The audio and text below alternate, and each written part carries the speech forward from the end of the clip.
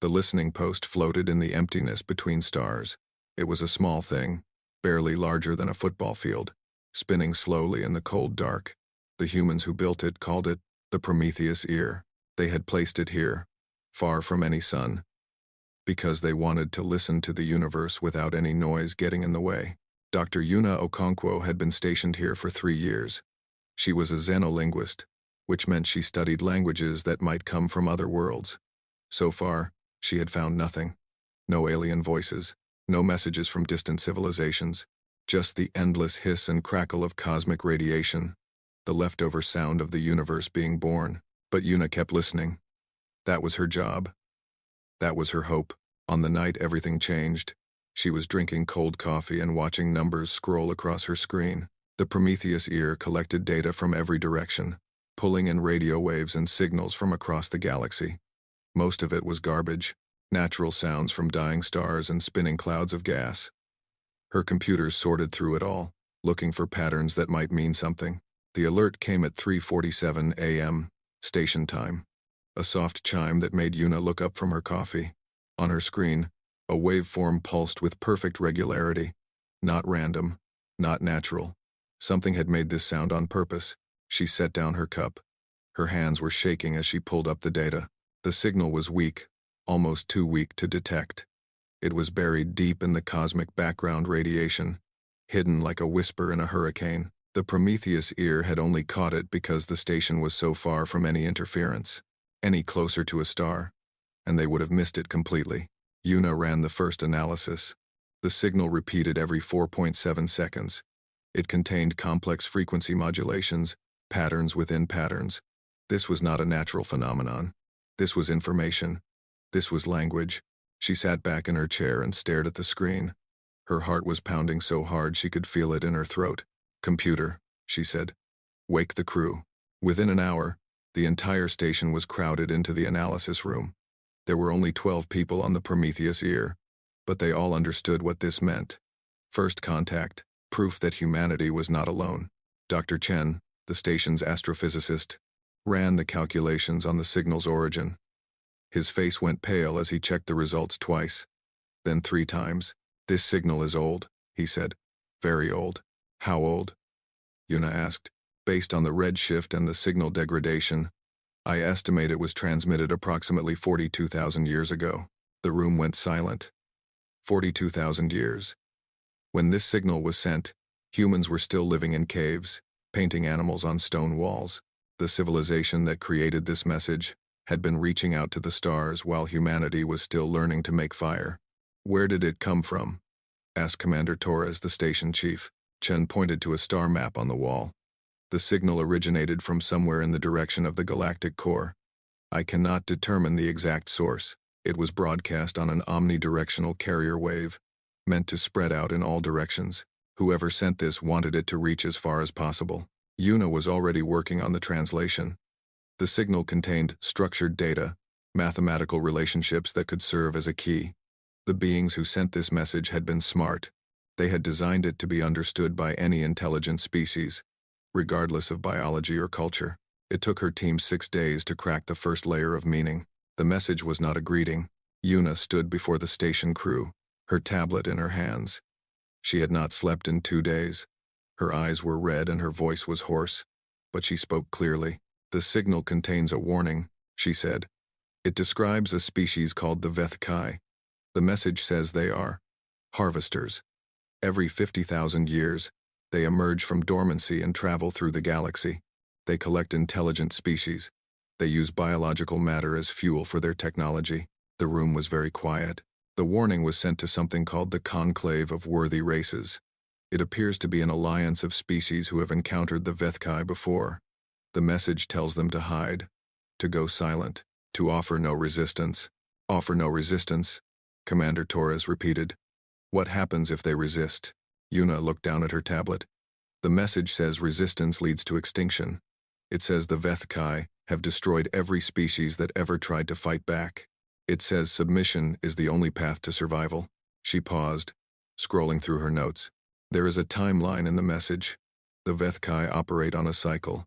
Based on the dating information in the signal, The next harvest should have begun approximately 6 months ago. The words hung in the air. 6 months ago. The harvest was already happening, somewhere out there in the darkness between the stars, and humanity had never even known it existed. Torres stood up slowly. We need to contact Earth. Immediately. The message reached the United Earth Council 3 days later, carried by faster-than-light communication drones. By then, Yuna's team had translated more of the signal. The full picture was even worse than they had first understood. The Vethkai were not just predators. They were patient. They were methodical.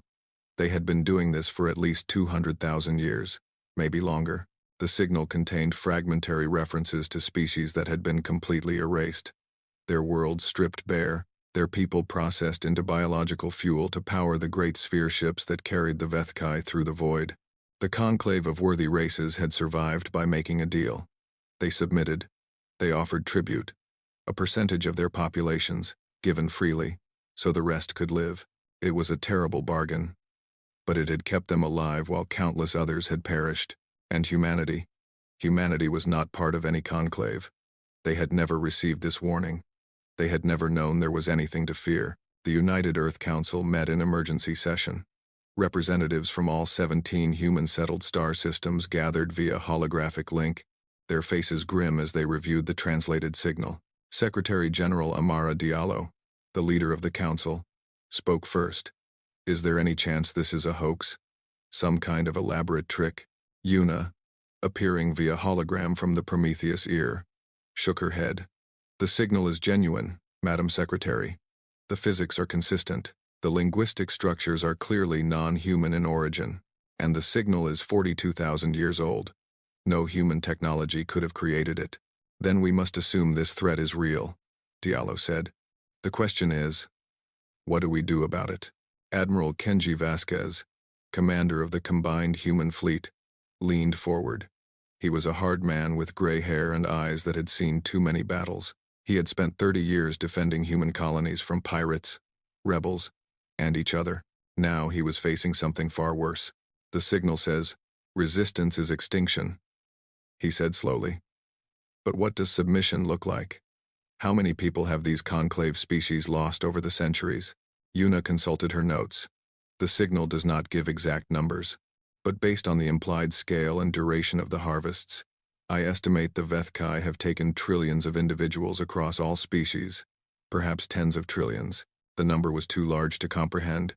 Tens of trillions of thinking beings, taken and consumed over thousands of generations, an endless river of death stretching back to the dawn of galactic civilization.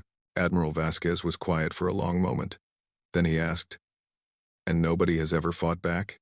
In 200,000 years? The signal implies that some tried, in the early days, Yuna said. They were destroyed. Completely. The Vethkai apparently made examples of them. The conclave species learned from those examples. They learned to be afraid, Vasquez said. They learned to kneel. Secretary General Diallo raised her hand for silence. We need more information. We cannot make decisions based on a single ancient signal. We need to find these conclave species. We need to learn everything we can about the Vethkai. We need to know what we are facing. And if the harvest is already happening, someone asked. If they are already out there? Diallo's face was calm, but her eyes were hard. Then we need to move quickly. 3 weeks later, the first conclave ship arrived. It came tumbling out of faster-than-light travel near the human colony of New Helsinki, its hull scarred and its engines damaged. The ship was unlike anything humans had ever seen. It seemed to be made of crystal, all sharp angles and strange geometries. It broadcast a distress signal on multiple frequencies, including several that matched the ancient warning signal. The humans brought the ship in carefully, surrounding it with warships, but making no aggressive moves. When they opened communication channels, they found themselves speaking to a being called Seveth. Seveth was not human. The translation computers struggled to describe what Seveth was. The closest they could come was crystalline entity, a creature whose body was made of living mineral that flickered with internal light.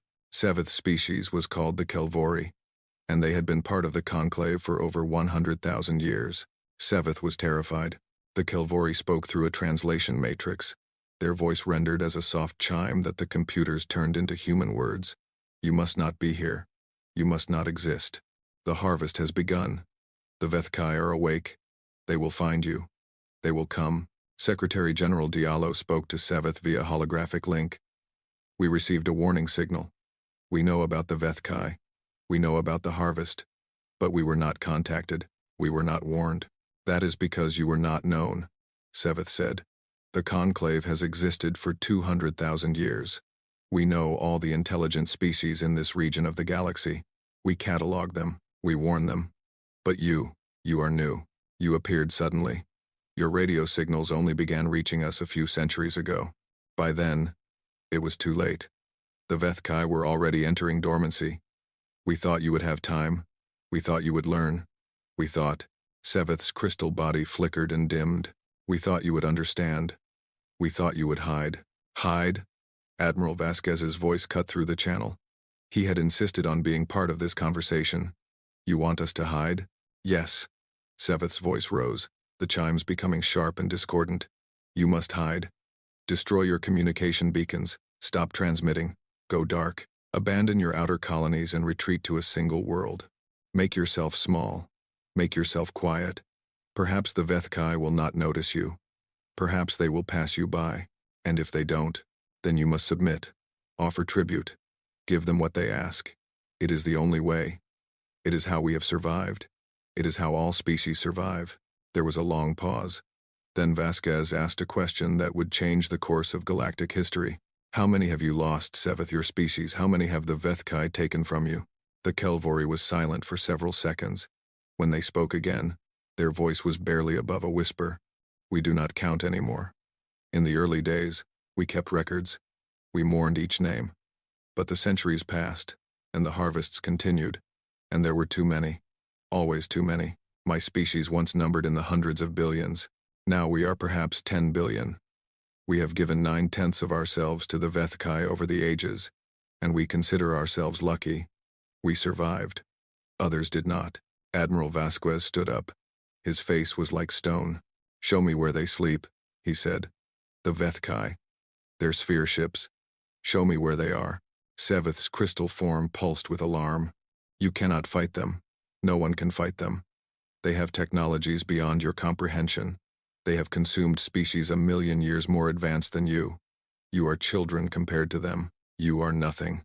Maybe, Vasquez said. But we don't hide. And we don't kneel. He turned to Secretary General Diallo.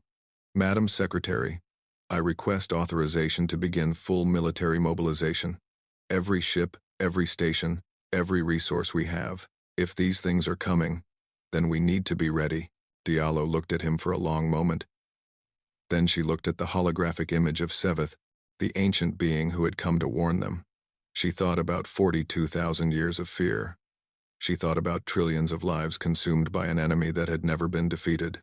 And she thought about humanity. Young, foolish, stubborn, a species that had clawed its way up from the mud of a single world, that had survived ice ages and plagues and wars without number, that had looked up at the stars and said, "We're going there," and then actually gone. Authorization granted, she said. God help us all. Seveth's crystal form flickered frantically. You do not understand. You cannot comprehend what you are facing. The Vethkai are not like you. They do not negotiate. They do not show mercy. They are the end of everything. Then we'll just have to disagree with them, Vasquez said. And he cut the channel. Back on the Prometheus ear, Dr. Yuna Okonkwo sat alone in her quarters. She had spent 3 years listening to the silence of space, hoping to hear proof that humanity was not alone. Now she had found that proof, and she wished she hadn't.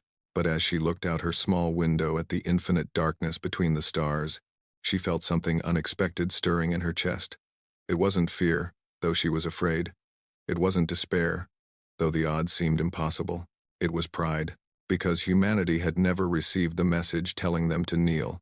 They had never learned to be afraid, and now, facing something that had terrorized the galaxy for 200,000 years, they were doing what humans had always done.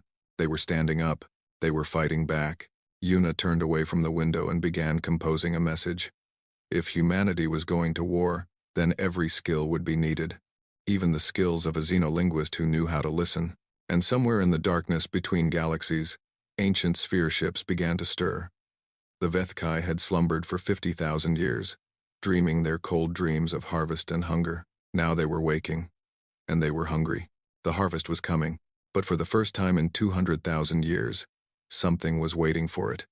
The news spread across human space like fire through dry grass. Within a week, every colony, every station, every ship knew about the signal and the warning it contained. The reactions were as varied as humanity itself. Some people panicked, some prayed, some refused to believe it was real, but most did what humans had always done when faced with danger. They got angry. Recruitment centers across the 17 colonies were overwhelmed with volunteers. Factories that had been building civilian ships began converting to military production. Scientists and engineers who had spent their careers on peaceful projects suddenly found themselves designing weapons. The entire human civilization shifted, like a sleeping giant rolling over to face a threat. Secretary General Diallo addressed the united human species 3 days after the Council's emergency session.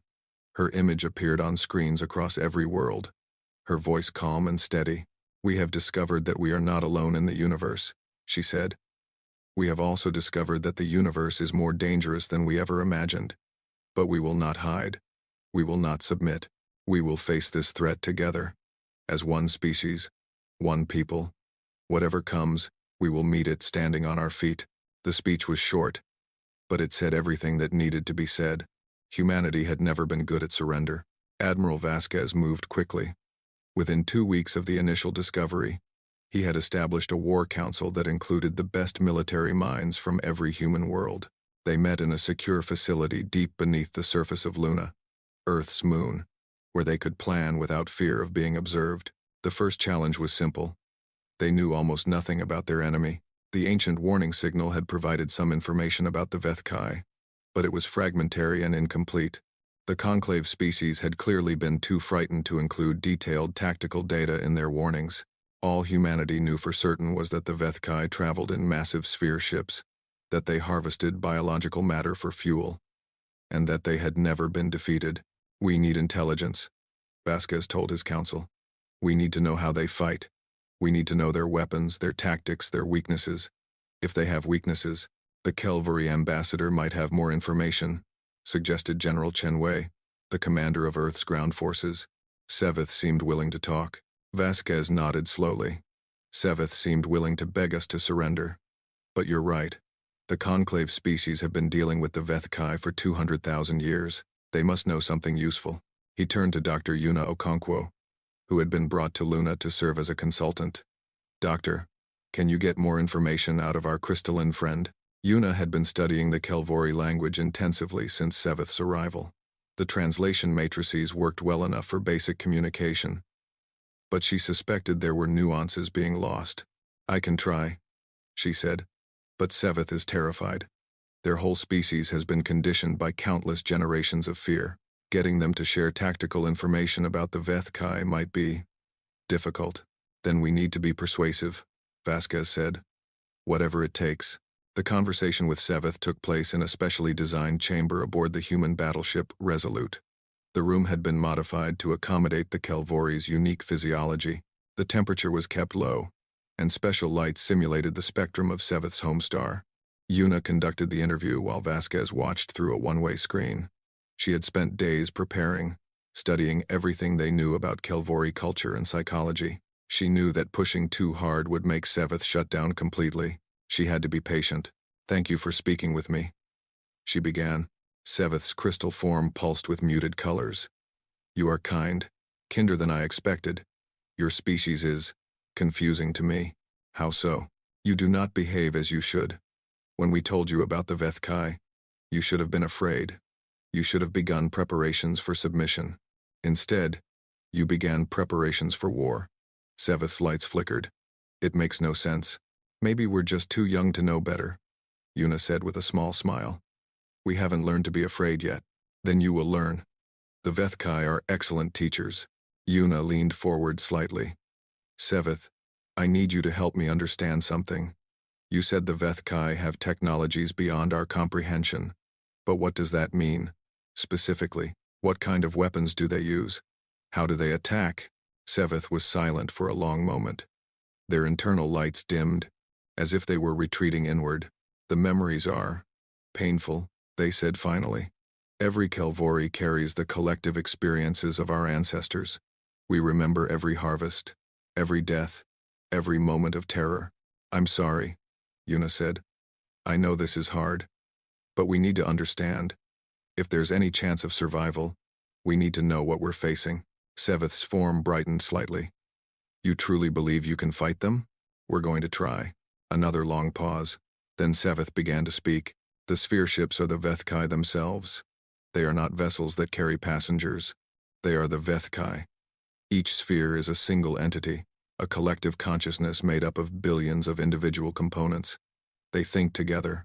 They act together. They are one mind spread across a structure the size of your moon. Yuna felt a chill run down her spine. They're living ships? In a sense, they were not always this way. Our oldest records suggest the Vethkai were once biological creatures, not unlike yourselves. But they evolved. They changed. They merged their consciousness with their technology until there was no distinction between the two. They became something else entirely. How do they attack? Seveth's lights pulsed with what Yuna recognized as distress. They do not need to attack, in the way you mean. They simply arrive. Their sphere ships generate fields that disrupt all technology within a vast radius.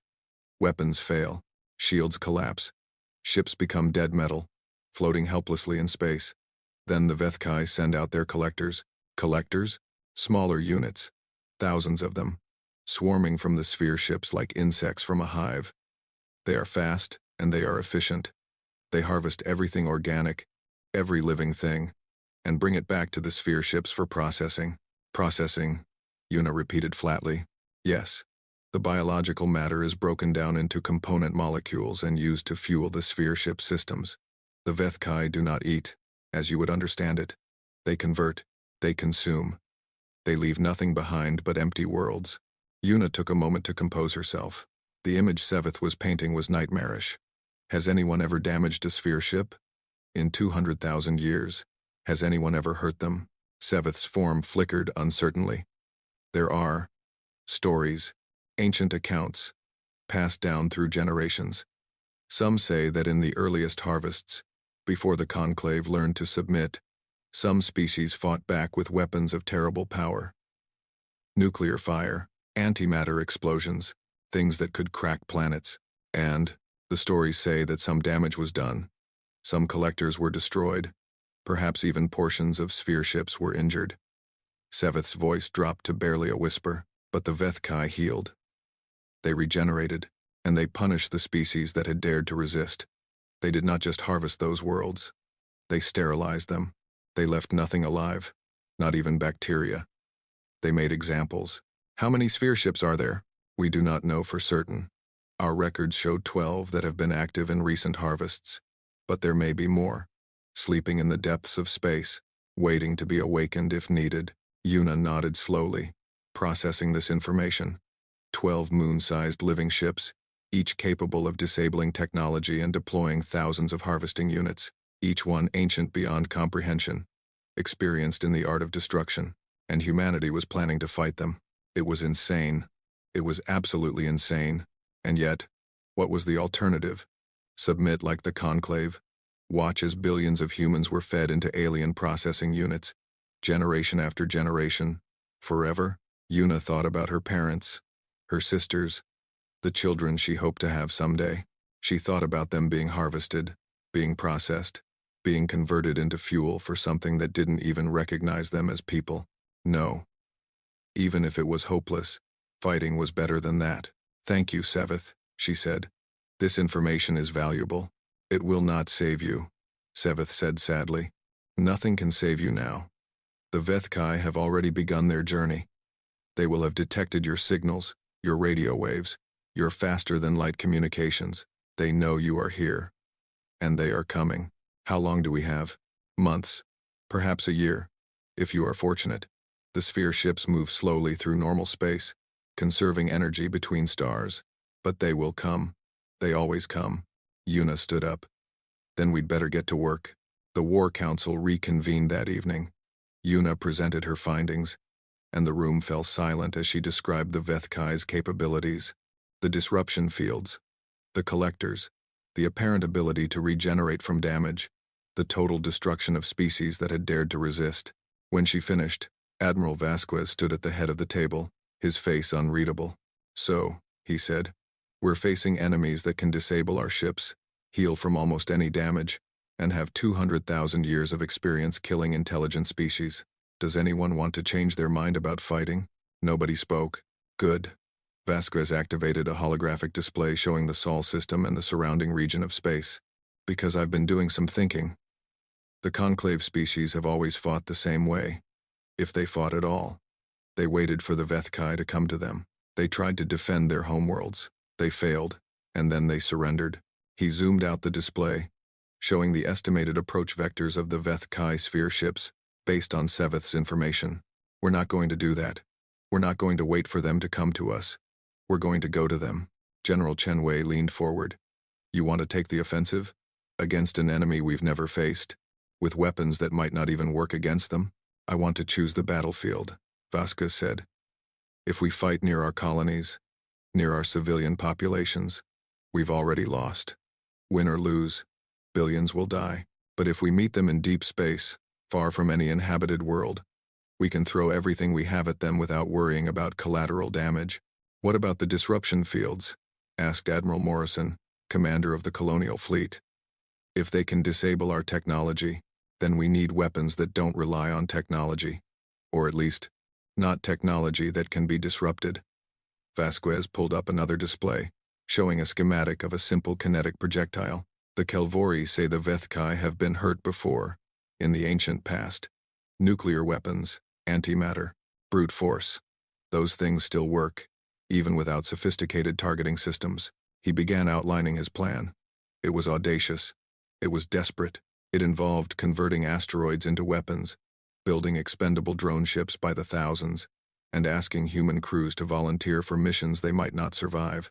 Dr. Yuno Okonkwo listened with growing amazement. The Admiral wasn't just planning a battle. He was planning a new kind of war, one designed specifically to fight an enemy that had never been defeated. When Vasquez finished, the room was silent for several seconds. Then General Chenwei spoke. "It's insane," she said. "It might actually work." "It will work," Vasquez said. "It has to work, because the alternative is extinction." Over the following weeks, the plan took shape. Human space became a hive of activity unlike anything in its history. Shipyards that had never built anything larger than a cruiser began constructing massive weapons platforms. Mining operations in the asteroid belt shifted from extracting resources to hollowing out rocks and filling them with nuclear warheads. Scientists worked around the clock to develop new weapon systems that could function even if their electronic components were disrupted. And at the center of it all, a message was being prepared. Yuna had suggested it. If the Vethkai had been receiving signals from human space for centuries, then they already knew humanity existed. There was no point in hiding, but there might be value in making a statement. "The conclave species always sent messages of submission," she explained to the council. "They begged for mercy. They offered tribute. What if we sent a different kind of message? What if we told the Vethkai that we're not going to cooperate?" Secretary General Diallo considered this. "What would be the point? They're going to attack regardless." "Psychology," Yuna said. "For 200,000 years, the Vethkai have only encountered species that either submitted or were destroyed trying to defend their homeworlds. They've never met a species that came out to meet them. They've never heard anyone say no and mean it. It might not change their behavior, but it might make them uncertain. And uncertainty is an advantage." The message was drafted by committee, revised dozens of times, and finally approved by the full council. It was transmitted on every frequency the Vethkai were known to monitor, broadcast from every human transmitter, repeated continuously so there could be no possibility of it being missed. "To the Vethkai Harvest Fleet, we are humanity. We received your signal. We reject your terms.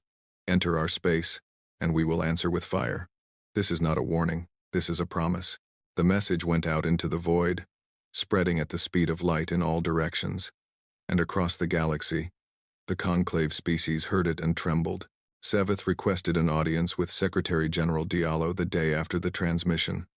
The Kelvori ambassador was more agitated than anyone had ever seen them, their crystal form flashing with discordant colors. "You have doomed yourselves," Seveth said. The message you sent will only provoke the Vethkai. They will not just harvest you now. They will make an example of you, as they did to the resistors in ancient times. Every human world will be sterilized. Every human will be processed. There will be nothing left of your species but a cautionary tale. Diallo listened patiently. When Seveth finished, she smiled slightly. Perhaps, she said. Or perhaps we will surprise them. We have been surprising people for a long time, Seveth. It's what we do. You do not understand what you are facing. We understand perfectly. We're facing something that has terrorized the galaxy for longer than our species has existed, something that everyone believes is unbeatable. Diallo's smile faded, replaced by an expression of steel, but nobody believed we could split the atom either. Nobody believed we could walk on the moon or travel between stars. We have made a habit of doing impossible things. She stepped closer to Seveth, her voice softening. I know you're afraid. Your entire species has lived in fear for 100,000 years. That's a long time to be afraid. But maybe it's time to try something different. Maybe it's time to hope. Seveth's crystal form flickered uncertainly. Hope? What is hope against the Vethkai? I don't know, Diallo admitted. But we're about to find out. In the darkness between stars, the Vethkai sphere ships moved steadily toward Sol. They had received humanity's message. They had processed it with their vast collective consciousness and found it interesting. In 200,000 years, no species had ever sent them such a message. Defiance, rejection, a promise of violence. It was new. It was unexpected. And for the first time in millennia, the Vethkai felt something that might have been curiosity. They changed course slightly, accelerating toward the source of the signal. These new creatures, these humans, had invited them to come. And the Vethkai were happy to accept the invitation. The harvest was coming, and so was something else. Something that had been building in human hearts since the first of their ancestors had looked up at the stars and wondered what was out there. Something that had driven them to explore, to discover, to push beyond every limit that had ever been set before them. It didn't have a name, exactly. But if it did, it might have been called hope, or defiance, or simply the refusal to accept that anything was impossible. The Vethkai had never encountered it before. They were about to learn. The months that followed humanity's declaration were unlike anything in human history. Every resource, every effort, every ounce of energy across 17 star systems was bent toward a single purpose: survival through victory. Admiral Vasquez had estimated they had between 6 months and a year before the Vethkai arrived. He planned for 6 months and hoped for more. Every day was precious. Every hour counted. The combined human fleet had been formidable before the crisis. It numbered over 2,000 warships of various sizes, from small patrol craft to massive dreadnoughts. But Vasquez knew it wasn't enough. Against an enemy that could disable technology with a thought, conventional warships were expensive coffins. We need to rethink everything, he told his war council. Every assumption we've made about space combat is probably wrong. The Vethkai don't fight like anything we've ever faced. We can't fight like anything they've ever faced either. The result was what became known as the Doctrine of Fire. It was a complete reimagining of warfare, built around one simple principle. If they disable your ship, make sure your ship is already a weapon. The first element was the kinetic bombardment program. Mining ships throughout the asteroid belt began a massive operation to hollow out thousands of rocks, ranging in size from small boulders to chunks of stone a kilometer across. Each asteroid was fitted with simple chemical rockets, guidance systems based on mechanical rather than electronic components, and in many cases, nuclear warheads packed into their cores. These weapons required no sophisticated technology to function. Point them at a target, light the rockets, and let physics do the rest. A 1-kilometer asteroid traveling at even a fraction of the speed of light carried more destructive energy than the largest nuclear bomb ever built. We're throwing rocks, General Chenwei observed during one planning session. The oldest weapon in the universe. Sometimes the old ways are best, Vasquez replied. The second element was the drone fleet. Humanity had been building autonomous spacecraft for decades, mostly for exploration and cargo hauling. Now the factories switched to military production. Thousands of drone ships rolled off assembly lines every week, each one carrying a simple suite of weapons: missiles, railguns, and in many cases, antimatter containment units that could be detonated on command. The drones were not sophisticated. They couldn't outthink the Vethkai or match their ancient experience. But they didn't need to. They just needed to be there, in overwhelming numbers, ready to throw themselves at the enemy. The Vethkai will destroy them, Admiral Morrison pointed out. Their disruption fields will knock out the electronics. Probably, Vasquez agreed. That's why each drone has a dead man switch. The moment its systems go offline, it detonates whatever it's carrying. The Vethkai want to disable our ships? Fine. But every ship they disable becomes a bomb. The third element was the human crews. This was the hardest part. The kinetic weapons and drone fleets could absorb tremendous losses, but they couldn't win the war alone. Someone had to coordinate the attack. Someone had to make decisions in the chaos of battle. Someone had to lead. Vasquez put out a call for volunteers, crews who would pilot capital ships into the heart of the Vethkai formation. People who understood that their mission might be one way, that the disruption fields might leave them floating helplessly in space, waiting for the collectors to come. He expected to get a few thousand volunteers, enough to crew perhaps 100 ships. He received over 4 million applications in the first week. They came from everywhere.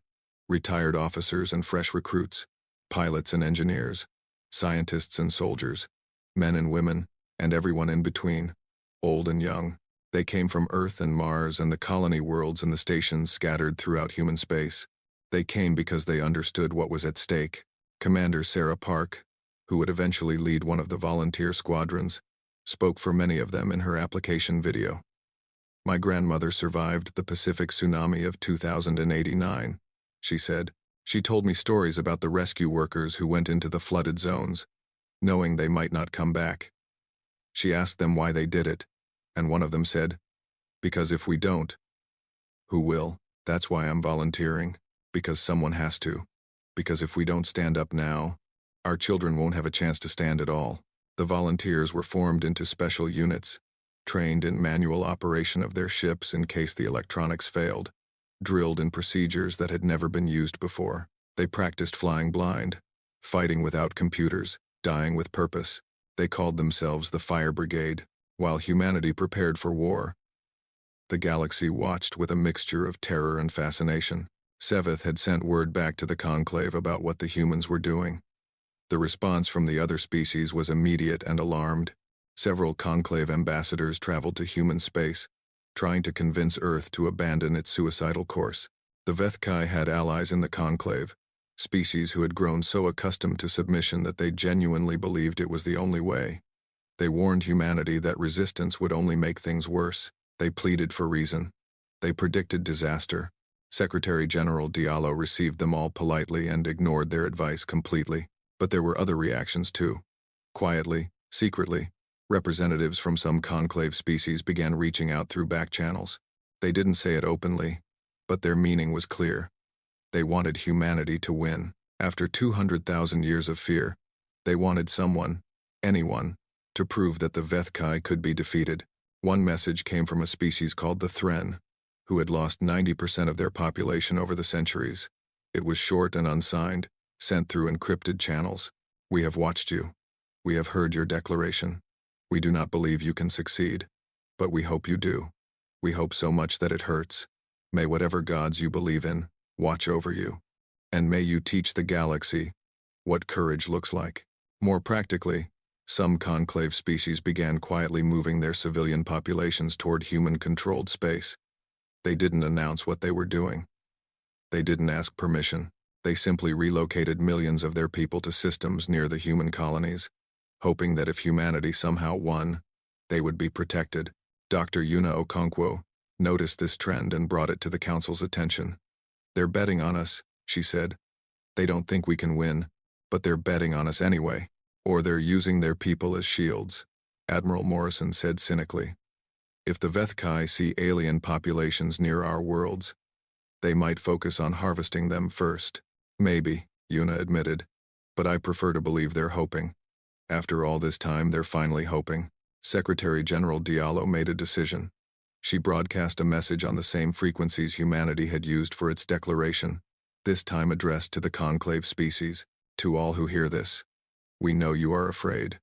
We know you have been afraid for a very long time.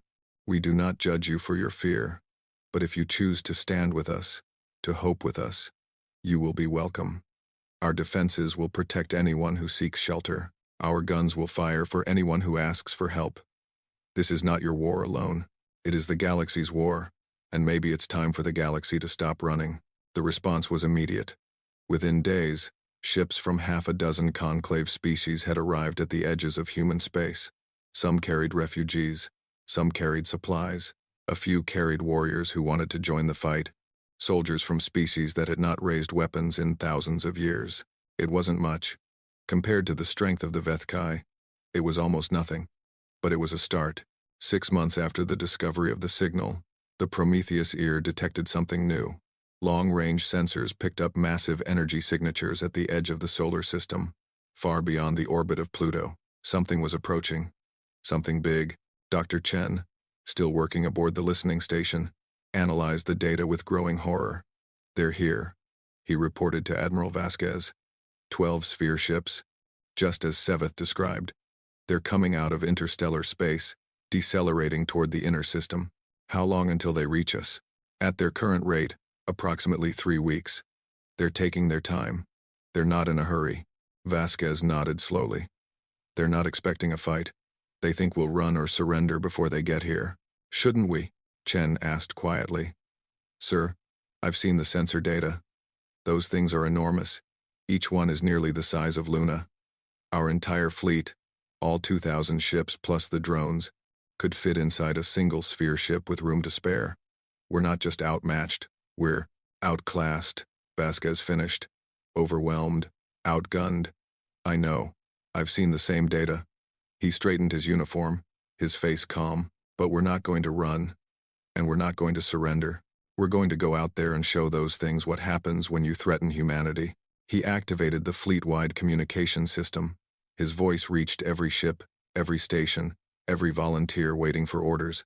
All forces, this is Admiral Vasquez. The enemy has arrived. They are 3 weeks out and closing. This is what we've been preparing for. This is why we built the weapons and trained the crews and made our preparations. The Vethkai have come to harvest humanity.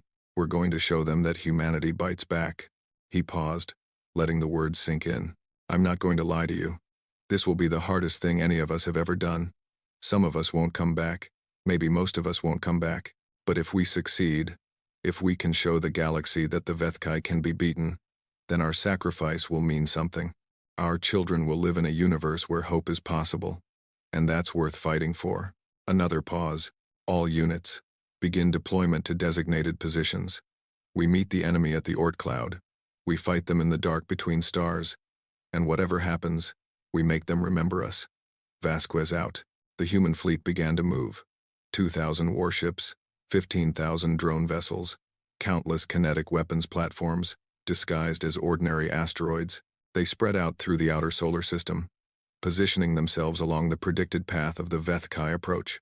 The fire brigade volunteers took their positions in the most dangerous forward formations. They knew they would be the first to engage the enemy, the first to face the disruption fields, the first to die. They went anyway. Commander Sarah Park led the 3rd Volunteer Squadron, 12 heavy cruisers packed with antimatter warheads. Her crew was young, most of them under 30, all of them knowing they might not see their next birthday. On the night before deployment, she gathered them in the ship's common room. I'm not going to give you a speech about duty or honor or any of that, she said. You know why you're here. You know what we're facing. I just want to say this. Whatever happens tomorrow, or the day after, or however long this fight lasts, I'm proud to serve with you. Every single one of you. And when we get out there and face those things, remember what we're fighting for. Not just our lives, not just our world. We're fighting for every kid who deserves a chance to grow up without fear. We're fighting for a future that doesn't include being harvested by alien horrors. We're fighting because somebody has to, and we're stubborn enough to try. She raised her coffee cup. To humanity. May we be as unkillable as we think we are. To humanity, her crew repeated. In the darkness of space, the Vethkai continued their approach. Their sphere ships moved in perfect formation, 12 moons of living metal and ancient consciousness. They had sensed the human fleet's movements. They had observed the preparations, and for the first time in their long existence, they felt something that might have been anticipation. The small creatures were not running. They were not begging. They were gathering together, forming battle lines, preparing to resist. It was fascinating. It was amusing. It was, in its own small way, admirable. The Vethkai had consumed countless species over the ages. They had processed the defiant and the submissive alike. They had never been particularly moved by either. But something about these humans was different. Something about their desperate courage stirred memories that had lain dormant for millennia. In the ancient past, when the Vethkai had first begun their harvests, there had been species that fought back. Proud, fierce civilizations that had chosen extinction over submission. The Vethkai had destroyed them all, but they remembered them. They were the only enemies worthy of remembering. Perhaps these humans would be worthy of remembering too. The sphere ships accelerated slightly, eager to begin. At the edge of the Oort cloud, where the sun was just another bright star among millions, Admiral Vasquez stood on the bridge of his flagship, the Dreadnought, unconquered. He watched the sensor displays showing the approaching enemy, 12 impossible giants against his fleet of gnats. All units report ready, his tactical officer announced. Vasquez nodded. Good. Begin final preparations. Weapons free at my command. He turned to look at the holographic display one more time. The Vethkai were coming. 200,000 years of galactic terror were bearing down on humanity. Every rational analysis said the outcome was certain. Every calculation predicted failure, but Vasquez had never been very good at calculations. He was better at fighting. This is it, he said quietly, to no one in particular. This is where we find out what we're made of. On the Prometheus ear, Dr. Yuna Okonkwo watched the same sensor data and felt the same mixture of fear and determination that gripped every human across the fleet.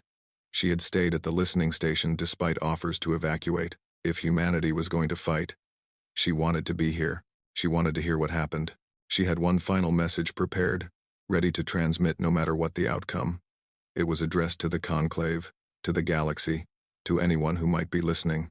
Whatever happens next, the message said, remember that we tried. Remember that we stood. Remember that for one moment, in one corner of the universe, a young species said no to the darkness. And maybe, if you hear this after we're gone, you'll find the courage to say it too. She hoped she would never have to send it, but she was ready if she did. The countdown to contact continued. Hours became minutes. The Vethkai sphere ships grew larger on every sensor. Impossibly vast, impossibly ancient, impossibly powerful. And humanity waited, fingers on triggers, hearts pounding, ready to fight. The battle for the galaxy was about to begin. The Battle of the Oort Cloud began at 0347 hours, Fleet Standard Time. It would last 14 hours and 23 minutes. It would be the bloodiest engagement in human history, and it would change the galaxy forever. Admiral Vasquez watched the sensor displays as the Vethkai sphere ships entered weapons range. 12 perfect spheres, each one nearly 1,000 kilometers in diameter, each one glowing with internal energy that human science couldn't begin to explain. They moved with terrible grace, like predators approaching prey that had nowhere to run. All units, stand by, Vasquez said. His voice was calm, his hands were steady. Wait for my signal. We want them deep in the kill zone before we show our hand. The Vethkai came closer. 500,000 kilometers, 300,000, 100,000. They seemed to be moving slowly, but at their size, even slow movement covered vast distances. The sphere ships showed no concern for the human fleet arrayed against them. Why would they? They had faced resistance before. It had never mattered. At 50,000 kilometers, the disruption fields activated. It was exactly as Seveth had described. One moment, the human ships were humming with power, sensors alive, weapons ready. The next moment, half of them went dark. Electronics failed. Reactors scrambled. Ships that had been deadly warcraft became drifting hulks, dead in space, but not all of them. Vasquez had prepared for this moment. Every ship in the fleet had been equipped with backup systems, hardened against electromagnetic interference, designed to survive exactly this kind of attack. It wasn't foolproof. Many ships still lost power, but enough survived to make a difference. All units with functional systems open fire, Vasquez commanded. Everything we have. Now, the human fleet erupted. Thousands of missiles leapt from launch tubes, each one carrying warheads that ranged from tactical nuclear devices to antimatter containment spheres. Railguns hurled metal slugs at velocities that turned them into kinetic hammers capable of punching through starship armor. Laser batteries painted the sphere ships with targeting beams while X-ray projectors followed, delivering concentrated energy that could vaporize rock. And behind the conventional weapons came the kinetic bombardment. Hundreds of hollowed-out asteroids ignited their chemical rockets and began their long acceleration toward the enemy. They were slow compared to missiles, but they were also nearly impossible to stop. Mass plus velocity equaled destruction, and these weapons had plenty of both. The first wave of missiles reached the sphere ships and detonated. For a moment, the void of space became as bright as the sun. Nuclear fire bloomed against the ancient hulls. Antimatter reactions consumed matter and energy in equal measure. The combined firepower of the entire human fleet hammered into the Vithkai with enough force to crack a planet. When the light faded, the sphere ships were still there. They were damaged. Their surfaces were scarred, pitted, burned by weapons that no species had dared use against them in millennia. But they were still there, still moving, and now, they were responding. The collectors launched. From hatches across all 12 sphere ships, millions of smaller craft began pouring into space. Each collector was about the size of a human fighter, but far faster and far more agile. They swarmed outward like hornets from a nest, heading straight for the human fleet. All point defense batteries, engage the collectors, Vasquez ordered. Drone fleet, intercept and destroy. The space between the fleets became a hellstorm. Human point defense guns tracked and fired at impossible speeds, trying to hit collectors that moved like nothing human engineers had ever designed. Drone ships threw themselves into the swarm, detonating their payloads and taking dozens of collectors with them. But there were so many, millions of them, spreading across thousands of kilometers of space. For every collector destroyed, 10 more took its place. They were overwhelming the defenses through sheer numbers. The first human ship was harvested 7 minutes into the battle. The cruiser Melbourne had lost its main power in the initial disruption wave. Its crew had been working frantically to restore systems when the collectors reached them. They swarmed over the hull, cutting through armor with tools that humanity had no name for, and began extracting the crew. Captain Rodriguez sent one final message before he died. "Tell them we didn't run. Tell them we..." The transmission cut off. Across the fleet, everyone heard. Everyone understood. And nobody faltered. "First Volunteer Squadron, execute attack run," Vasquez commanded. The fire brigade had been waiting for this moment. 12 heavy cruisers broke from the main formation and accelerated directly toward the nearest sphere ship. They punched through the collector swarm, losing ships with every kilometer, but never slowing. Commander Sarah Park led from the front. Her ship, the Prometheus Rising, took hit after hit from collector weapons. Sections of the hull vaporized. Crew members died at their stations, but the engines still burned and the ship still flew. "All ships, prepare to ram," Park ordered. "Set antimatter warheads to proximity detonation. We're going right down their throat." Of the 12 ships that had begun the attack run, only 4 reached the sphere ship. They came in fast and hard, aiming for a section of the hull that had already been damaged by the initial bombardment. Park's ship was the first to hit. The impact wasn't like anything the Vethkai had experienced before. 30,000 tons of human warship traveling at nearly 8% of light speed struck their hull with the force of a small moon. The antimatter warheads detonated on impact, multiplying the destruction 1,000-fold. The sphere ship shuddered. A massive chunk of its structure tore away, spinning into the void. Internal lights flickered and died across an entire hemisphere. The other 3 ships followed seconds later, hitting different sections of the damaged area. Each impact deepened the wound, each explosion spreading more destruction. And then the kinetic weapons arrived. The asteroids humanity had prepared were not subtle. They were mountains of stone, hollowed out and filled with nuclear warheads, launched hours before the battle began on trajectories calculated to arrive at exactly this moment. The first one struck the wounded sphere ship at over 10% of light speed. The sphere ship broke in half. It was the first time in recorded history that a Vethkai vessel had been destroyed. Across the fleet, across the galaxy, everyone who was watching understood what had just happened. The impossible had been achieved. The monsters could be killed, but the battle was far from over. The 11 remaining sphere ships reacted with a fury that suggested genuine anger. Their disruption fields intensified, knocking out ships that had survived the first wave. More collectors launched, overwhelming defenses that had already been pushed to the breaking point. And for the first time, the sphere ships began firing their own weapons. Nobody knew exactly what those weapons were. They seemed to be beams of pure darkness that cut through space, erasing everything they touched. Ships, asteroids, debris, everything in their path simply ceased to exist. Human losses mounted rapidly. The second volunteer squadron was wiped out in a single sweep of the dark beams. The dreadnought Victory took a direct hit and vanished. Her crew of 3,000 gone in an instant. One by one, the proud ships of the combined human fleet died. Admiral Vasquez watched the casualty reports scrolling across his display. 30% of the fleet gone, 40%, 50%. The numbers climbed with every minute, but the sphere ships were dying too.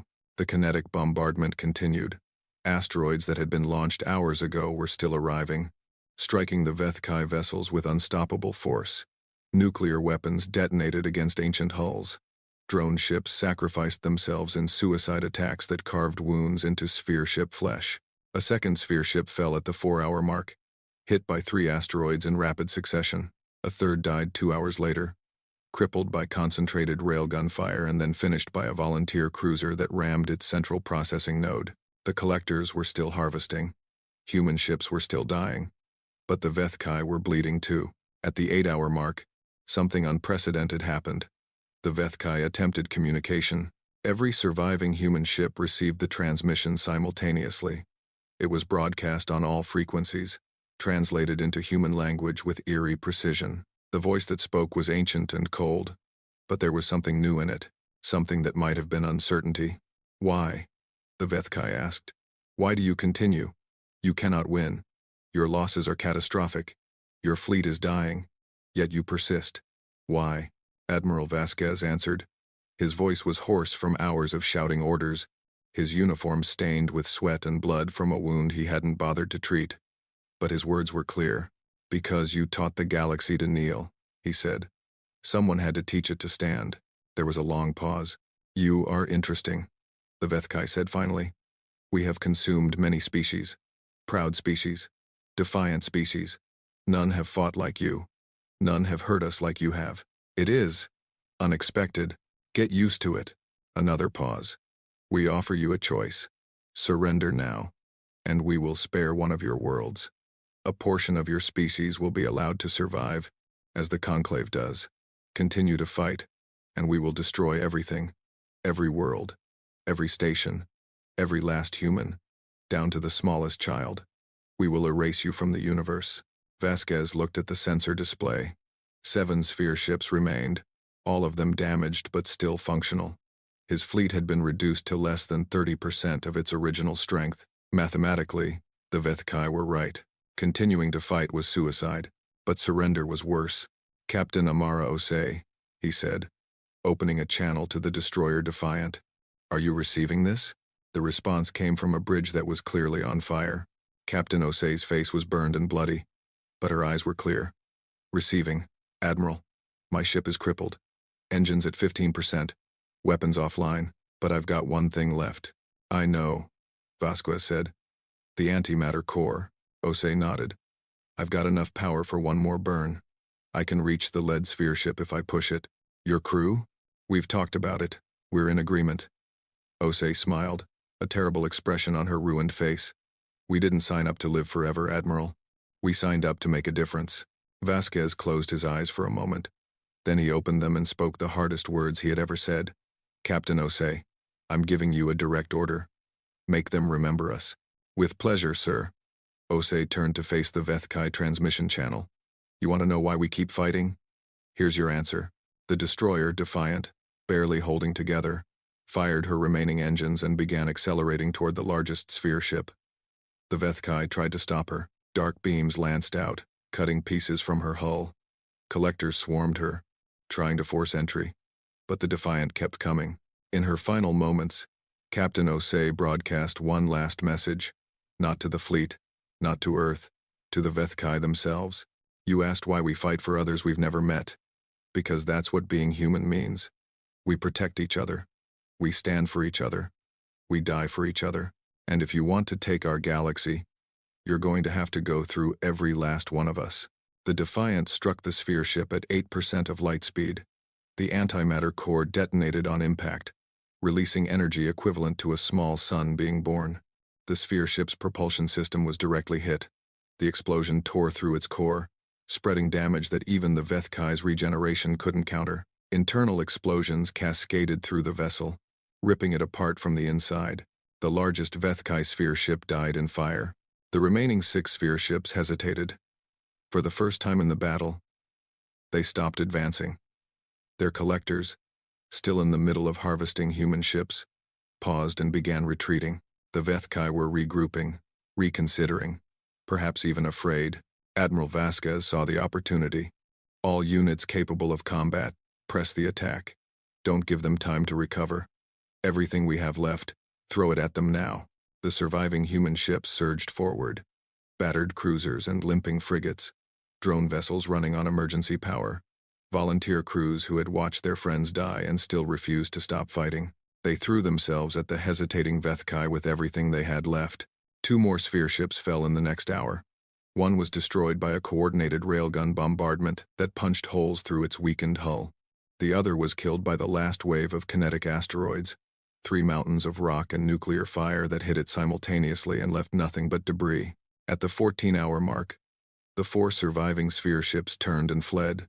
They were damaged, they were diminished, and for the first time in their ancient existence, they were afraid. These humans, these tiny creatures from a young world, had done what no one had done before. They had looked at the Vethkai and not only survived but fought back. They had killed 6 of the immortal sphere ships. They had proven that the monsters could bleed. The Vethkai would return. They would heal. They would come back for revenge. But not today. Today, they retreated. Admiral Vasquez slumped in his command chair, exhausted beyond words. Around him, the bridge crew was crying, laughing, hugging each other. They had won, against all odds, against all logic, against an enemy that had terrorized the galaxy for 200,000 years. They had won, but the cost had been terrible. The combined human fleet had lost 73% of its ships. Over 400,000 humans had died in the battle. Many more were wounded, stranded, or missing. It was the worst loss in human military history. And yet, as reports came in from across human space, as the news spread that the Vethkai had been defeated, something else spread with it. Something that hadn't been felt in the galaxy for longer than anyone could remember. Hope. On the Prometheus ear, Dr. Yuna Okonkwo deleted the message she had prepared for humanity's defeat. She wouldn't need it. Not today. Instead, she began composing a new message. One for the Conclave. One for the galaxy. The harvest has been denied, she wrote. The Vethkai can be killed. We have proven it in blood and fire and sacrifice. If you are listening, if you have spent your life in fear, know this. You don't have to be afraid anymore. The darkness can be fought. The monsters can be beaten. All it takes is the courage to try. She sent the message out into the void. On every frequency, in every language her computers could translate. And across the galaxy, species that had cowered in terror for thousands of years looked up at unfamiliar stars and felt something they had forgotten existed. The battle was won. The war was just beginning. And humanity, battered and bleeding but unbowed, was ready to lead. The galaxy was different after the Battle of the Oort Cloud, not in the physical sense.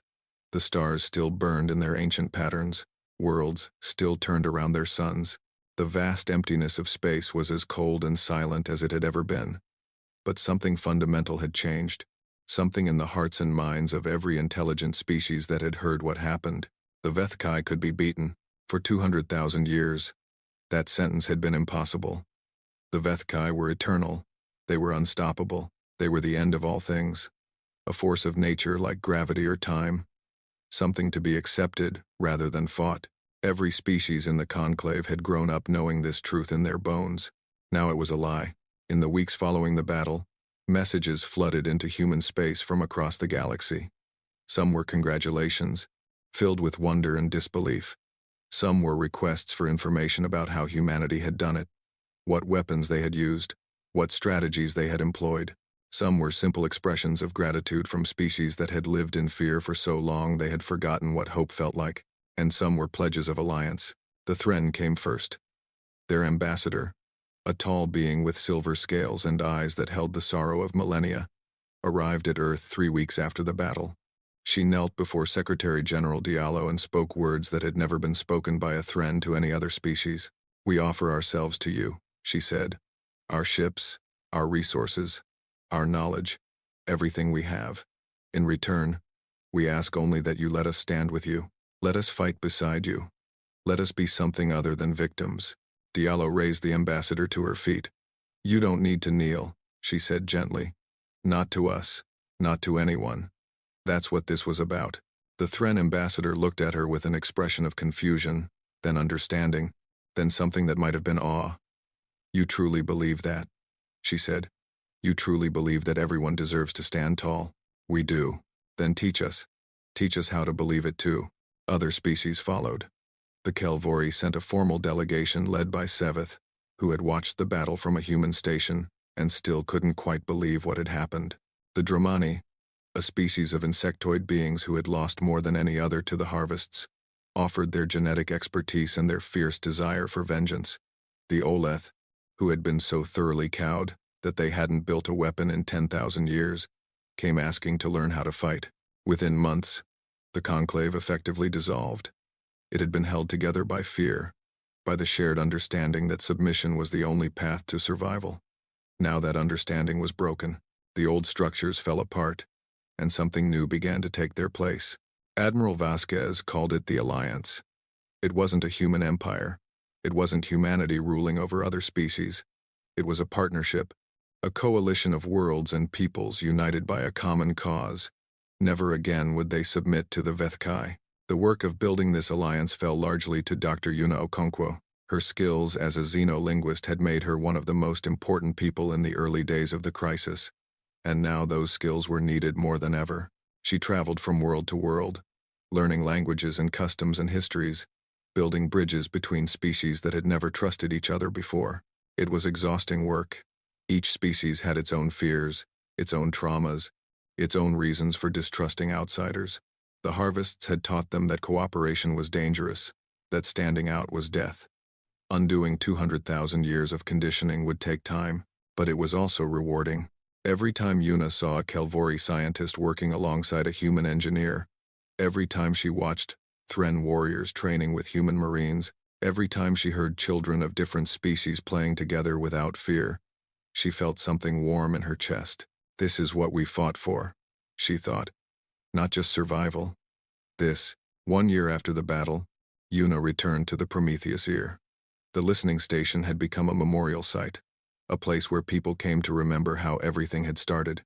A small plaque had been installed on the observation deck, bearing the names of every human who had died at the Battle of the Oort Cloud.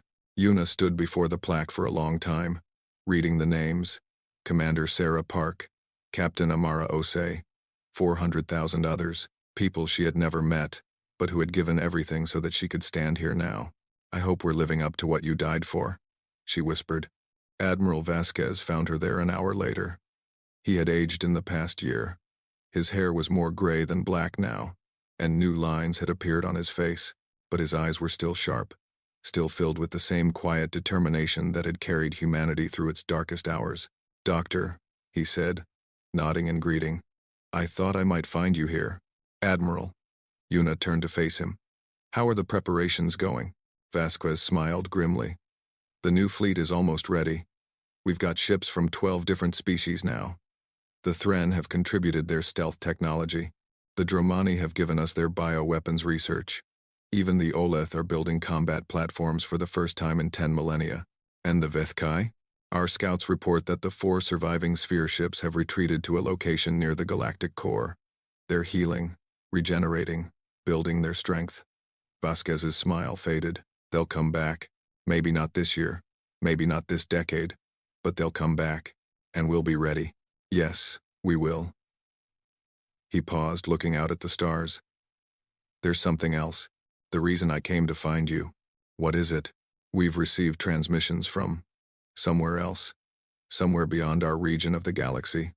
Other species, far away, have heard about what happened at the Oort Cloud. They've heard that the Vethkai were beaten, and they're asking for help." Yuna's heart skipped a beat. Other species?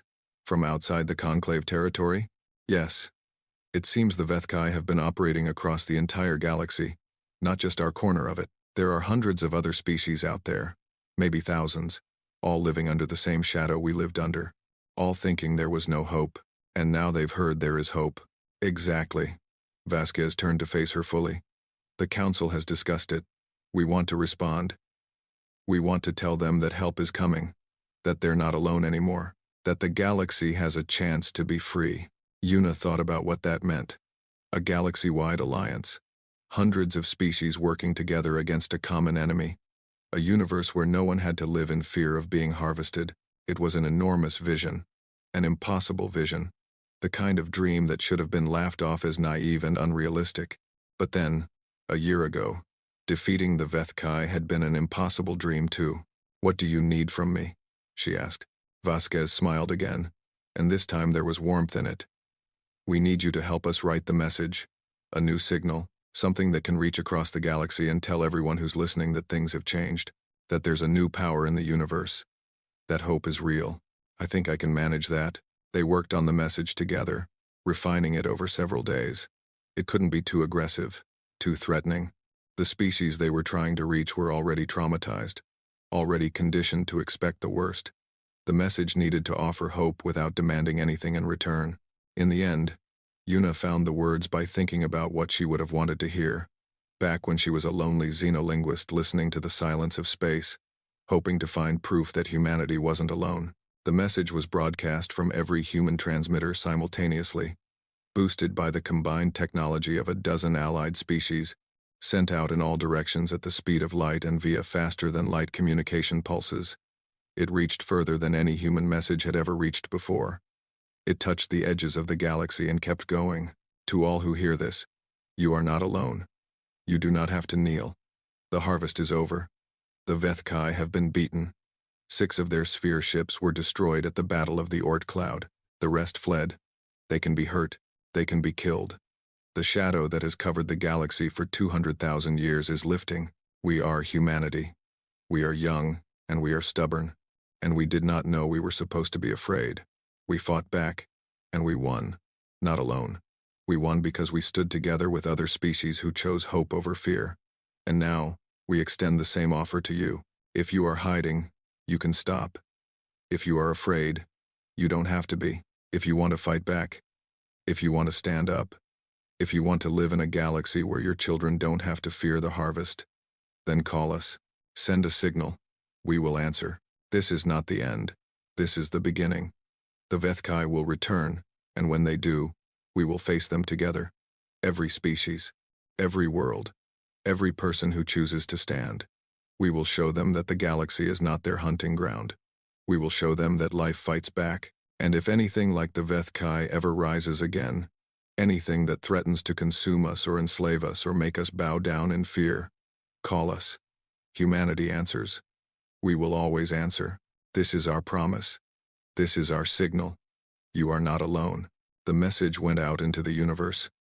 It spread from star to star, from world to world, reaching places that humanity had never imagined. And everywhere it went, it carried something that the galaxy had almost forgotten. Hope.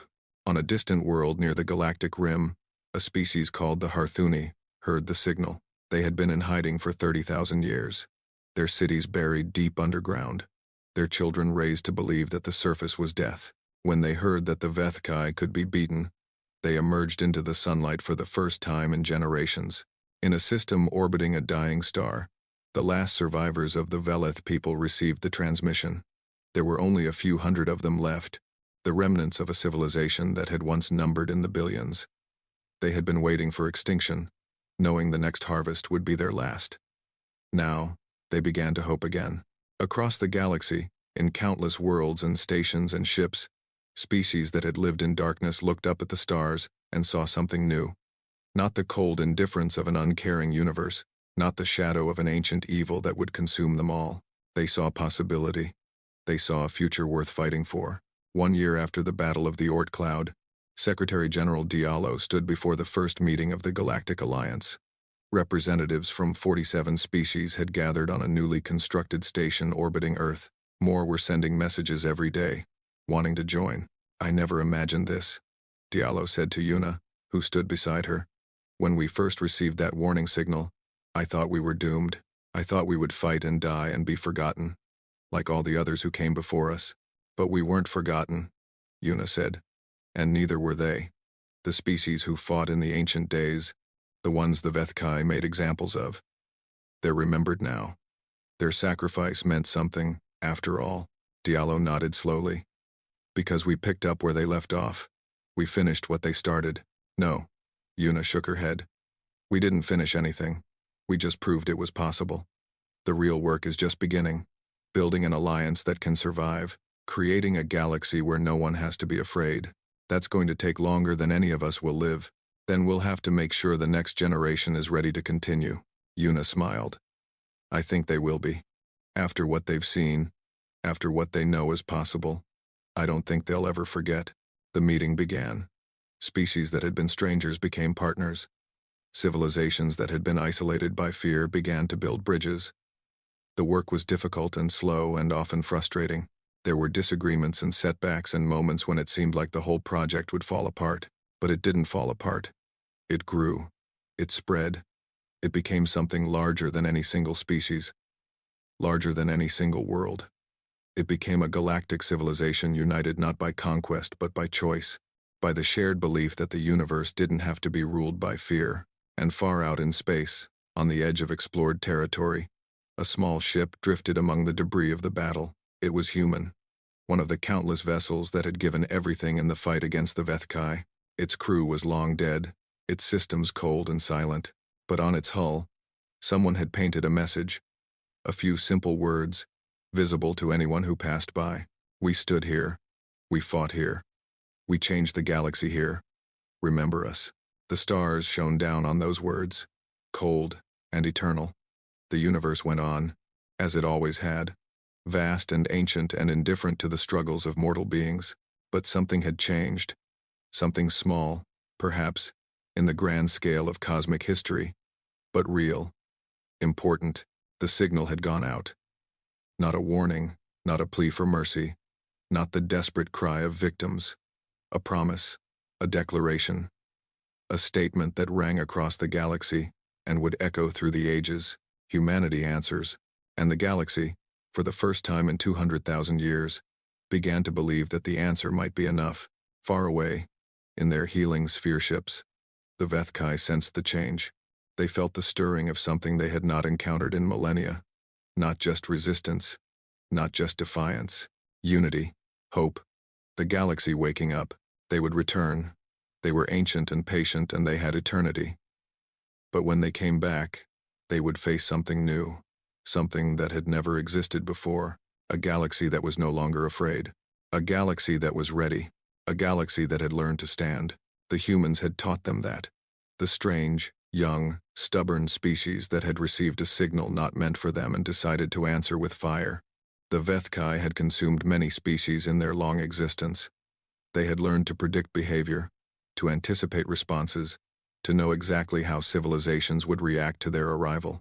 They had never met anyone like humanity before, and perhaps, in whatever served them for a soul, they were beginning to understand that this time, things would be different.